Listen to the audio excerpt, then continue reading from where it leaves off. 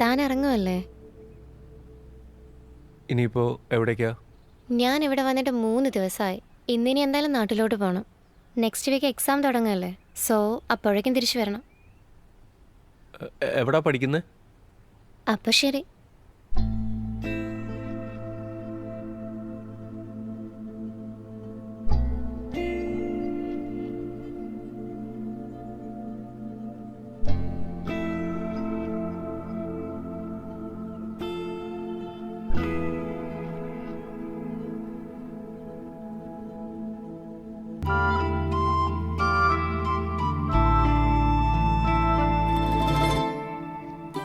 Thank you. ശരി.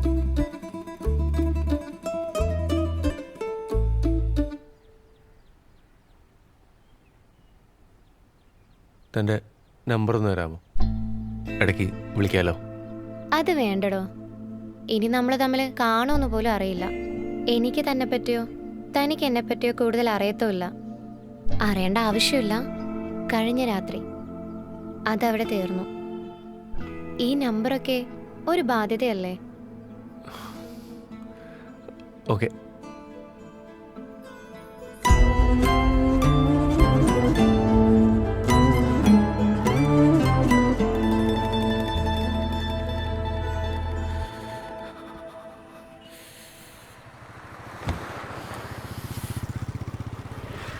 എണീക്ക്, വാ പോവാം. എടാ നീ വന്നാ? എടാ നേരം വെളുത്ത്. അയാൾ ഇത്രയും നേരം നിന്നെ കാത്തു നിൽക്കുമായിരുന്നു. ഇപ്പൊ അങ്ങ് പോയുള്ളൂ. എടാ അളിയാ എങ്ങനെയുണ്ടായിരുന്നു? അതൊക്കെ ഉണ്ട്, പറയാം. ഒന്ന് പറയടാ.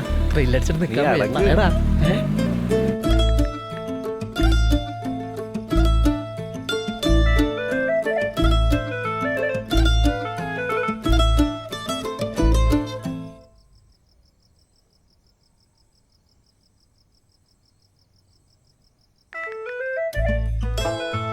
അമ്മ കഴിക്കാൻ എടുത്തോ?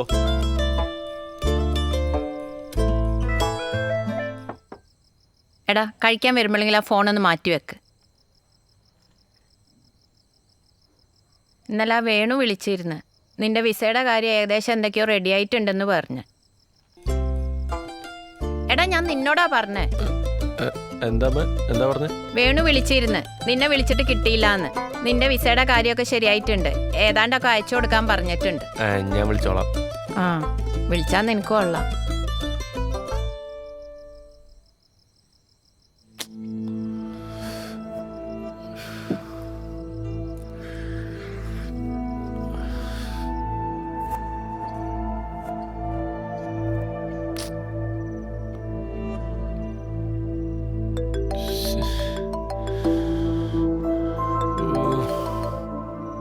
എന്താടാ? എടാ കുട്ടാ എവിടെ? ഇന്ന് കോളും മെസ്സേജ് ഒന്നും കണ്ടില്ല, അതുകൊണ്ട് വിളിച്ചു നോക്കിയതാ. ഞാൻ കുറച്ച് തിരക്കിലായിരുന്നു. ഇന്നലെ ഈ സമയത്തൊക്കെ എന്തായിരുന്നു? എനിക്ക് മനസ്സിലാവും. നിനക്കിപ്പോ എന്താ വേണ്ടേ? എന്താ കുട്ടാ നിനക്കൊരു മൂഡ് ഓഫ് പോലെ? എന്താ പറ്റിയേ? നിനക്ക് പറ്റുമെങ്കിൽ ഒരു ഹെൽപ്പ് ചെയ്യാൻ പറ്റുമോ? ആരോടാണെന്ന് ആ നമ്പർ ഒപ്പിച്ചു തരൂ. രാവിലെ തൊട്ട് ഫേസ്ബുക്കും ഇൻസ്റ്റാഗ്രാമും എല്ലായിരുന്നു തപ്പ. നിനക്ക് ഇന്നലെ അവളോട് നേരിട്ട് അങ്ങ് ചോദിച്ചാ പോരായിരുന്നാ? ഞാൻ ചോദിച്ചതാടാ, തന്നില്ല.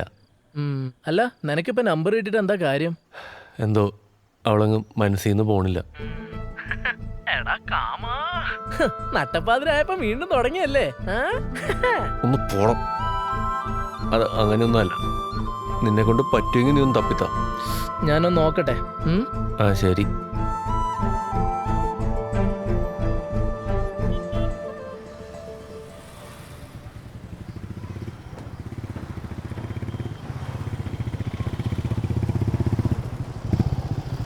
ഹായ്.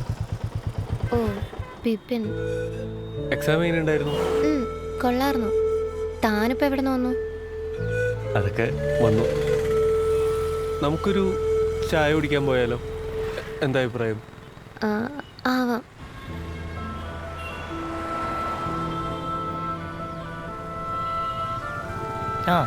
ലൈം പോരെ? 2 സോഡ. ഓക്കെ.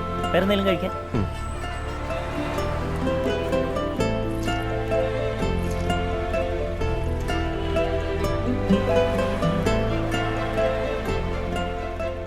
ലോഡ്ജിൽ അന്വേഷിച്ചപ്പോൾ താൻ അവിടെ ഇപ്പോൾ വരുന്നില്ല എന്ന് പറഞ്ഞു. ഞാൻ അങ്ങനെ എപ്പോഴും അങ്ങോട്ട് പോവാറില്ല. താൻ എന്തിനാ എന്നെ അന്വേഷിച്ചേ? എന്താണെന്നറിയില്ല. അന്ന് രാത്രി ബായ് പറഞ്ഞു പോയതിന് ശേഷം താൻ എന്നെ വല്ലാണ്ട് ഹോണ്ട് ചെയ്തു. മനസ്സിൽ നിന്ന് പോയില്ല. എന്താ, പ്രേമാണോ? അങ്ങനെ പറയാൻ പറ്റില്ല, എന്നാലൊരിത്. ഇതെല്ലാം ആണുങ്ങൾക്കുള്ളതാ. ആ ഒരു കാരണം കൊണ്ടാ ഞാൻ ആർക്കും നമ്പർ കൊടുക്കാത്തത്. ഇതുപോലെ ബാധ്യതയാവും. എൻ്റെ ഫീലിങ്സ് തന്നോട് എങ്ങനെ പറഞ്ഞ് മനസ്സിലാക്കണമെന്ന് എനിക്കറിയില്ല. ഈ ഫീലിങ്സ് തനിക്ക് പതിവാണല്ലേ? കമോണിയർ, തന്നെ കണ്ടുപിടിക്കാൻ ഞാൻ എന്തോരം കഷ്ടപ്പെട്ടു എന്നറിയോ? എന്തോരം കഷ്ടപ്പെട്ടു? തമാശയല്ല, ഞാൻ സീരിയസ് ആയിട്ടാണ് പറയണേ. ഇത് കേൾക്കുമ്പോൾ എനിക്ക് ശരിക്കും ചിരിയാ വരിക. ഓരോ രാത്രി കഴിയുമ്പോഴും മിക്ക ആളുകളിൽ നിന്നും കേൾക്കുന്ന ക്ലീശേ ഡയലോഗാണിത്. വേറൊന്നുമില്ലെങ്കിൽ ഞാൻ പോയിക്കോട്ടെ. ഞാൻ ഒരു കാര്യം ചോദിക്കട്ടെ? എനിക്ക് തന്നോട് അങ്ങനെ പ്രേമമൊന്നുമില്ല. എന്നാലും ഒരിത്, നമുക്ക് കുറച്ചാൾ കമ്പനി അടിച്ച് നടന്നാലോ? എന്നാ ശരി, ബൈ. നാൻസി, എന്താ? താൻ കാശിന് വേണ്ടിയല്ലേ ലോഡ്ജിൽ വരുന്നത്? ആ കാശ് ഞാൻ തരാം. അവിടുന്ന് കിട്ടുന്നതിൽ കൂടുതൽ ഞാൻ തരാം. എങ്കിലും ഒന്ന് ട്രൈ ചെയ്തൂടെ? താൻ എന്തൊക്കെയാ പറയണേ? ഒരു വട്ടം ചൂടുവെള്ളത്തിൽ വീണ പൂച്ച പച്ചവെള്ളം കണ്ടാലും പേടിക്കുന്നു അറിയില്ലേ? എനിക്കിനി ഒരു സീരിയസ് റിലേഷൻഷിപ്പിനോട് താല്പര്യമില്ല. സോ താൻ സേഫാ. എനിക്ക് റിലാക്സ് ചെയ്തിരിക്കാൻ പറ്റിയൊരു സ്പേസ്, ഞാൻ പറയുന്നത് കേൾക്കാൻ ഒരാളെ. തനിക്കാണെങ്കിൽ ക്യാഷും എൻജോയ്മെൻറ്റും അത് ഞാൻ തരാം. ഒന്നോർത്താ നമ്മൾ രണ്ടുപേരും ആവശ്യക്കാരാണ്. സിമ്പിളായിട്ട് പറഞ്ഞാൽ ഒരു റെൻറ്റഡ് ഹാർട്ട്. താനൊന്ന് ആലോചിക്കുക. ഇതാണ് എൻ്റെ നമ്പർ, വിളിച്ചാൽ മതി.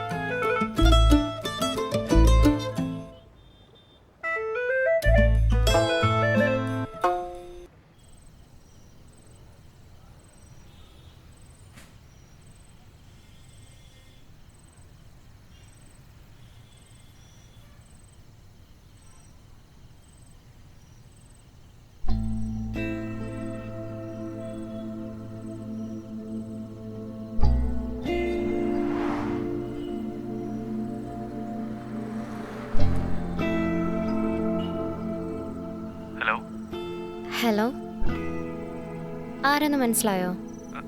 നാൻസി അല്ലേ? കൊള്ളാലോ, പെട്ടെന്ന് കണ്ടുപിടിച്ചല്ലോ. ഞാൻ കരുതി താൻ വിളിക്കില്ല. ഒരു കുലുക്കി കുടിക്കാൻ പോയാലോ? പോവാം. ശരി.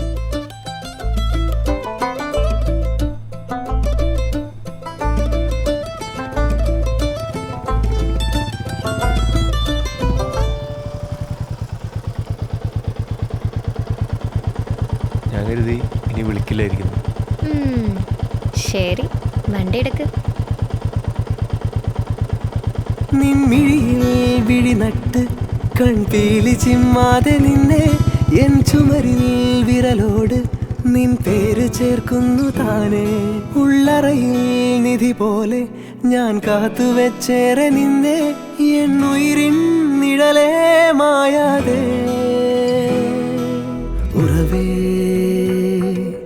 ഇരവിലെ ചില്ലു കിരണമായി തെളിയു നീ. നിറവേ കനവിലെ മഞ്ഞുപാളിയിൽ മിന്നി നീ. ഉറവേ ഇരവിലെ ചില്ലു കിരണമായി തെളിയു നീ. നിറവേ കനവിലെ മഞ്ഞുപാളിയിൽ മിന്നി നീ. ഒരു വാൽ കണ്ണാടി തോൽക്കും അണിമെയ്ത്താരോടെ മുന്നിൽ വിരിയും ചേലാണ് നീ. ചൊടിയിൽ പവനുതിരുമോരോ മൊഴിയും തേനൂറിടും പൂവെന്ന പോൽ തോന്നുന്നുവോ. നിൻമിഴിയിൽ വിഴിനട്ട് കൺപീലി ചിമ്മാതെ നിന്നെ എൻ ചുമരിൽ വിരലോട് നിൻ പേര് ചേർക്കുന്നു താനേ. ഉള്ളറയിൽ നിധി പോലെ ഞാൻ കാത്തുവെച്ചേറെ നിന്നെ എൻ ഉയിരിൻ നിഴലേ മായാതെ.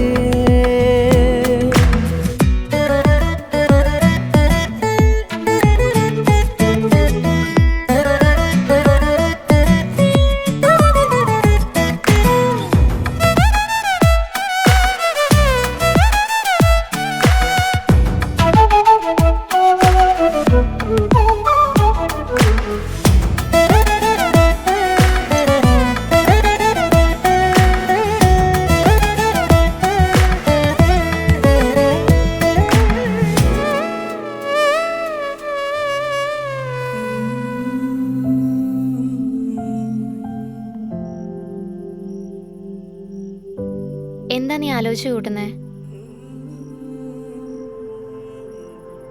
കോഴ്സ് കഴിഞ്ഞ സ്ഥിതിക്ക് ഇനി എന്താ പ്ലാൻ? തീരുമാനിച്ചിട്ടില്ല. 1-2 നല്ല ജോബ് ഓഫേഴ്സ് വന്നിട്ടുണ്ട്, നോക്കണം.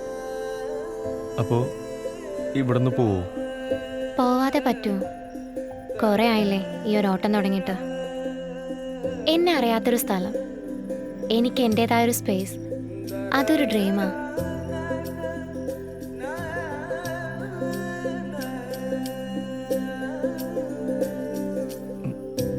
നിനക്ക് പോവാതിരുന്നൂടെ? എങ്ങനെ? നമുക്ക് കല്യാണം കഴിക്കാം. ആഹാ, കൊള്ളാലോ. തമാശയല്ല, നീ വട്ടു പറയണ്ട, പോയേ. ഞാൻ സീരിയസ് ആയിട്ടാ പറയണേ. നമുക്ക് തമ്മിൽ നന്നായിട്ട് അറിയാലോ, പിന്നെന്താ? നിനക്കെന്നെ പറ്റി എന്താ അറിയാ ബേബി? ഞാൻ ആരാ, എന്താ, എങ്ങനെ, അങ്ങനെ എന്തേലും ഒന്നറിയോ? ഇതൊക്കെ എത്ര വട്ടം ചോദിച്ചാ? നീ പറയാഞ്ഞിട്ടല്ലേ? നിന്റെ പാസ്റ്റ് എന്തു ആയിക്കോട്ടെ, അതൊന്നും എന്നെ ബാധിക്കുന്ന കാര്യമല്ല. എനിക്ക് നീ ഓക്കെയാണ്. ഞാൻ പറഞ്ഞതിനെ പറ്റി നീ ഒന്ന് സീരിയസ് ആയിട്ട് ആലോചിക്കും. നീ വിചാരിക്കുന്ന പോലുള്ള ലൈഫല്ല എൻ്റെ. പറയാൻ അത്ര നല്ലതൊന്നും എൻ്റെ ലൈഫിൽ സംഭവിച്ചിട്ടില്ല. നമ്മളൊക്കെ വെറുതെ തമാശയ്ക്ക് പറയാറില്ലേ എന്തൊരു ദുരന്താണെന്നൊക്കെ? അതുപോലെയാണ് എൻ്റെ ലൈഫ്. അത് കേട്ട നീയും ചോദിക്കും എന്ത് ദുരന്താണെന്ന്. ഞാൻ ഓർക്കാൻ പോലും ആഗ്രഹിക്കാത്ത കാര്യങ്ങളാ അതൊക്കെ. പക്ഷേ ഇനി നീ അറിഞ്ഞേ പറ്റൂ. ഇവിടെ വേണ്ട, നമുക്കൊന്ന് പുറത്തു പോയാലോ? അപ്പം പണ്ട് വയനാട്ടില് തോട്ടത്തിൽ പണിക്ക് പോയതാ. പിന്നെ അമ്മച്ചിയായിട്ട് പ്രേമത്തിലായി അവിടെ തന്നെ അങ്ങ് കൂടി. ഞാനും അപ്പനും അമ്മച്ചിയും പിന്നെ അനിയത്തിയും. അടിപൊളിയായിരുന്നു ഞങ്ങൾ 4 പേരുള്ള ലൈഫ്. ഞങ്ങളുടെ വീടിൻ്റെ ഒരു അവസ്ഥ എന്ന് പറഞ്ഞാൽ, മഴയൊക്കെ പെയ്താലില്ലേ ഒരു തുള്ളി വെള്ളം പോലും പുറത്തു പോകില്ല, എല്ലാം അകത്ത് തന്നെ നിൽക്കും. ഞാനന്ന് +2 പഠിക്കുകയായിരുന്നു. നല്ല മഴയാ. ഞാനും അനിയത്തിയും എക്സാമിൻ്റെ സമയമായപ്പോൾ മഠത്തിലാണ് നിന്നത്. കാലത്ത് പള്ളിയുടെ മണിയുടെ ശബ്ദം കേട്ടാ ഞാൻ എണീക്കുന്നത്. മലയിൽ ഉരുള് പൊട്ടി. ഞാൻ ചെന്ന് നോക്കുമ്പോൾ ഞങ്ങളുടെ വീടുണ്ടായിരുന്ന സ്ഥലം മൊത്തം മലയിൽ നിന്ന് കുത്തി ഒലിച്ചു വരുന്ന ചളിയും മണ്ണും വെള്ളം. ആ കൂട്ടത്തിൽ അപ്പനും അമ്മച്ചി അങ്ങ് പോയി. മഠത്തിലായതുകൊണ്ട് ഞാനും അനിയത്തിയും രക്ഷപ്പെട്ടു. പിന്നെ ഞങ്ങള് ബന്ധുക്കളുടെ വീട്ടിലൊക്കെ ആയിട്ടാ നിന്നത്. അവിടുത്തെ അവസ്ഥ അറിയാലോ. കുറച്ചധികം ഭക്ഷണം കഴിച്ചാൽ തന്നെ കണക്ക് പറയും. പിന്നെ പഠിക്കുന്നതിൻ്റെ കൂട്ടത്തിൽ തന്നെ ചെറിയ ചെറിയ ജോലിക്കൊക്കെ പോയി തുടങ്ങി. അച്ചാർ കമ്പനിയിൽ പോകും, മെഴുകുതിരി ഉണ്ടാക്കാൻ പോകും. അങ്ങനെ ടെക്സ്റ്റൈൽസിൽ ജോലിക്ക് പോയി തുടങ്ങിയപ്പോഴാണ് ഞാൻ ജെറിയെ പരിചയപ്പെടുന്നത്. ജെറി എൻ്റെ ലൈഫിലോട്ട് വന്ന ശേഷം ഞാനൊന്ന് മനസ്സ് തുറന്ന് ചിരിക്കുന്നത് തന്നെ. അവനായിരുന്നു എൻ്റെ ലോകം. അവൻ കൂടെ ഉള്ളപ്പോൾ ഞാൻ ഭയങ്കര ഹാപ്പിയാ. ഒരു വീടൊക്കെ വെച്ച് അവൻ്റെ കൂടെ കുട്ടികളൊക്കെ ആയി ജീവിക്കണം. അവിടെ നിന്നാ ശരിക്കും ഞാൻ സ്വപ്നം കണ്ടു തുടങ്ങിയത്. പയ്യെ പയ്യെ എനിക്ക് ദൈവത്തിലൊക്കെ വിശ്വാസം വന്ന് തുടങ്ങി. പക്ഷേ ആ വിശ്വാസം പോയി തുടങ്ങാൻ അധികാലം വേണ്ടി വന്നില്ല.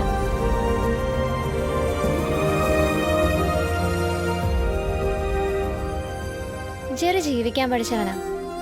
അവന് ലൈഫിൽ സക്സസ് ആയാൽ മാത്രം മതി. അതിലോട്ടുള്ള എന്ത് വഴിയാണേലും അവന് പ്രശ്നമേ അല്ല. അവൻ ഒരുപാട് കഷ്ടപ്പെട്ടിട്ടുണ്ട്.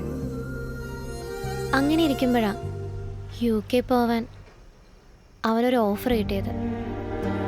അവൻ UK പോയാൽ ഞങ്ങളുടെ ലൈഫ് സെറ്റാ. പക്ഷേ ഒരുപാട് കാശ് വേണമായിരുന്നു.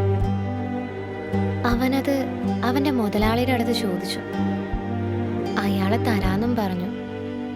പക്ഷേ ഒരൊറ്റ കണ്ടീഷൻ, ഞാൻ അയാളുടെ കൂടെ കിടക്കണം.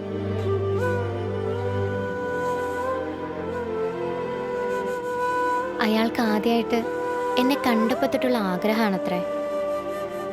അവനത് എന്നോട് വന്ന് പറഞ്ഞു. എന്നാലും ആ തെണ്ടിക്ക് എങ്ങനെ എന്നോട് വന്ന് പറയാൻ തോന്നി? ഞാൻ അവൻ്റെ കാരണം നോക്കി ഒന്ന് കൊടുത്തു. പക്ഷേ അവനറിയായിരുന്നു എൻ്റെ വീക്ക് പോയിന്റ് എന്താന്ന്. നൈസായിട്ട് അവൻ ഇമോഷണൽ അപ്രോച്ച്മെന്റ് നടത്തി. ഞാനൊരു മണ്ടി അതിൽ വീണുപോയി. ഒന്ന് കണ്ണടച്ച ഞങ്ങള് രക്ഷപ്പെടുന്നു പറഞ്ഞ്, ഒന്ന് കുളിച്ച പോകുന്ന അഴുക്കേയുള്ളൂ എന്നൊക്കെ പറഞ്ഞപ്പോ ഞങ്ങളുടെ ഭാവിക്ക് വേണ്ടി കാര്യം കഴിഞ്ഞ് കാശും വാങ്ങി അവൻ UK പോയി. ഇപ്പൊ ഹാപ്പിയായി കല്യാണമൊക്കെ കഴിച്ചിട്ട് അവിടെ ജീവിക്കണം. ഞാൻ അതിൽ നിന്നൊക്കെ പുറത്തു വരാൻ ഒരുപാട് കഷ്ടപ്പെട്ടു. മരുന്നും കൗൺസിലിങ്ങും ഒന്ന് ഓക്കെ ആയി വന്നപ്പോഴാ സൈക്കോളജി പഠിക്കാൻ ഞാൻ ഇങ്ങോട്ട് വന്നത്. എൻ്റെ ചില ഫ്രണ്ട്സൊക്കെ പോക്കറ്റ് മണിക്ക് വേണ്ടി സ്പായിൽ പോകുമായിരുന്നു. അനിയത്തിയുടെ ഫീസ്, എൻ്റെ ഫീസ്, പിന്നെ ഇവിടുത്തെ ചിലവൊക്കെ ആലോചിച്ചപ്പോൾ എന്തായാലും നനഞ്ഞു. എന്നാ പിന്നെ കുളിച്ചു കയറാമെന്ന് കരുതി. കുറച്ച് സമയം കൊണ്ട് കൂടുതൽ കാശ്, അതാണ് ശരിക്കും എന്നെ അട്രാക്റ്റ് ചെയ്തത്. ആദ്യമൊക്കെ ബുദ്ധിമുട്ടായിരുന്നു. പിന്നെ ഡ്രഗ്സ് യൂസ് ചെയ്യും. അപ്പം പിന്നെ അറിയണ്ടല്ലോ, ആ മൂഡിലങ്ങ് പോയി. ഞാൻ സ്പായിൽ വെച്ചാ മോഹനൻ ചേട്ടനെ പരിചയപ്പെടുന്നത്. കാശ് ആവശ്യമുള്ളപ്പോൾ ലോഡ്ജിൽ പോകും, വരും. ഇപ്പം ജോലിയായി എനിക്ക്. ഇനി നിർത്തണം. ഇനി എന്നെ കല്യാണം കഴിക്കാൻ തോന്നുന്നുണ്ടോ നിനക്ക്? ഞാൻ ചുമ്മാ പറഞ്ഞതാ. നമുക്ക് പോവാം, ബാ.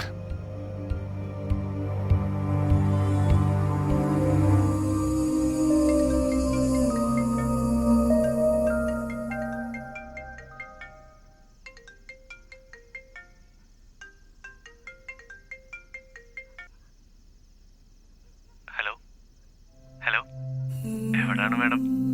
ഞാനിവിടെയുണ്ട്. എവിടെയായിരുന്നു? 2 ദിവസമായിട്ട് ഒരറിവില്ലായിരുന്നല്ലോ. ഒന്നുമില്ല, കുറച്ച് കാര്യങ്ങളൊക്കെ ഉണ്ടായിരുന്നു. എന്നിട്ട് തിരക്കൊക്കെ കഴിഞ്ഞോ? കഴിഞ്ഞു, ഒരു തീരുമാനത്തിലെത്തി.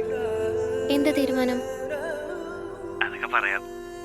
നാളെ ഒന്ന് കാണാൻ പറ്റുമോ? എന്തു പറ്റി?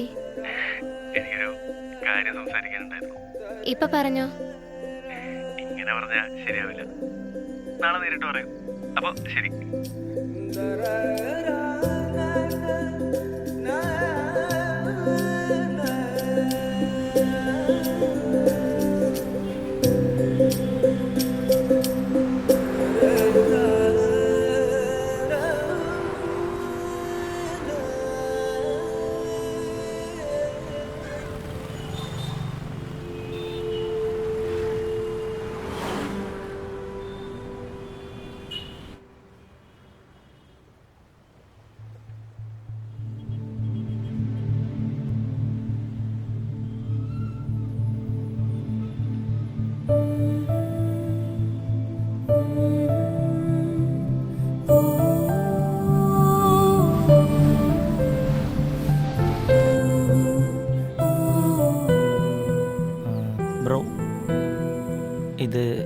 ദിവസം വന്ന് ആ കുട്ടി തന്നിട്ട് പോയതാ. ബ്രോക്ക് തരാൻ പറഞ്ഞു. ആ. നിന്റെ മനസ്സിൽ എന്താണെന്ന് എനിക്കറിയാം. നിനക്ക് എന്തുകൊണ്ട് എന്നോട് അങ്ങനെ തോന്നുന്നു എന്നും എനിക്ക് മനസ്സിലാവും. അതുകൊണ്ട് നമ്മളിനി കാണാതിരിക്കുന്നതാണ് നിന്റെ ഭാവിക്ക് നല്ലത്. ഇപ്പോഴത്തെ എനിക്ക് അങ്ങനെ ഒരു ലൈഫിനെ പറ്റി ചിന്തിക്കാനേ കഴിയില്ല ബേബി. നീ തന്ന നല്ല ഓർമ്മകൾക്ക് നന്ദി. ഞാൻ പോകുന്നു. നീ നല്ലവനാ. നിനക്ക് പറ്റിയ നല്ലൊരു കൂട്ട് കിട്ടും. പക്ഷേ അതൊരിക്കലും ഞാനല്ല.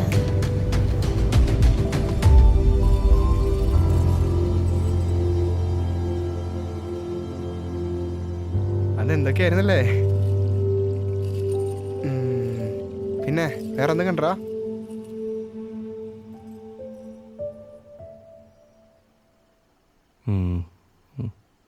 മോളെന്താ വല്ലാതിരിക്കണേ?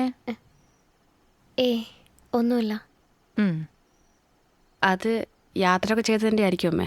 ആ അറിയുന്നല്ല, കണ്ടിട്ടുണ്ടെന്ന്. എൻ്റെ ഫ്രണ്ട് ജോയിൻ്റെ സിസ്റ്റർ SB കോളേജിലായിരുന്നു. അവിടെ വന്നപ്പോൾ 1-2 വട്ടം കണ്ടിട്ടുണ്ട്. ഇതിപ്പോഴൊന്നും തീരൂല. അപ്പോൾ ഓക്കെ അളിയാ, ശരി. അപ്പോൾ എല്ലാം സെറ്റ് ചെയ്തിട്ട് വിളിക്കാം. പോട്ടെ. ഓക്കെടാ, ബൈ.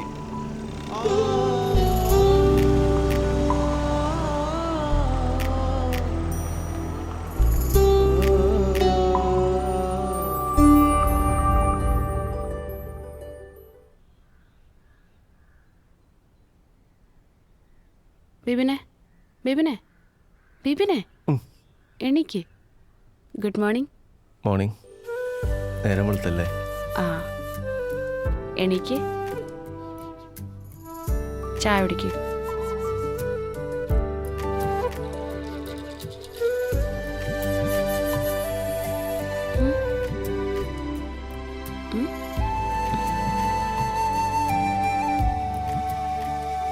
എടാ ബിബിനെ,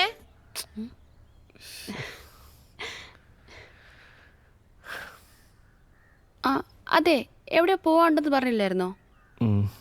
മോമ്പേ റെഡി ആയിട്ട് വാ. ഈ അമ്മയുടെ ഒരു കാര്യം.